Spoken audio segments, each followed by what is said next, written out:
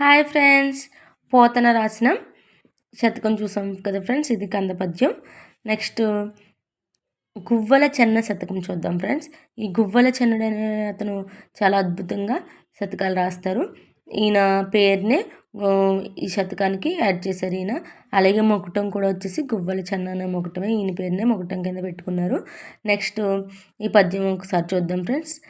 ధనమి మైత్రిని తెచ్చును, ధనమి వైరమును తెచ్చు, ధనమి శబలన్ ఘనతను తెచ్చును, నింతటి గుణముల కుప్పలకునైనా గువ్వల చెన్న. గువ్వల చెన్నడు రాశారండి. అయితే మైత్రి అనగా స్నేహము, వైరం అంటే శత్రుత్వం. చూడండి, ధనము మనకి మైత్రిని తెస్తుంది. అలాగే ధనమే ఎలా అయితే స్నేహం తెస్తుందో అలాగే వైరం కూడా తెస్తుంది. చూడండి, వైరం అంటే శత్రుత్వం, అలాగే శత్రుత్వం కూడా ధనం వల్ల వస్తుంది.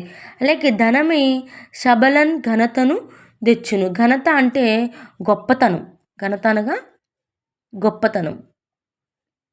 చూడండి, ఈ ధనమే మనకి సభల్లో మనని ఘనతను తెస్తుంది, గొప్పతనాన్ని తెస్తుంది.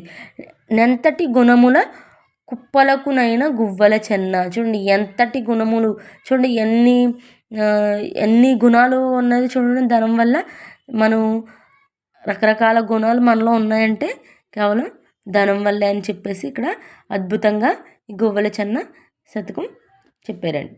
Thank you friends.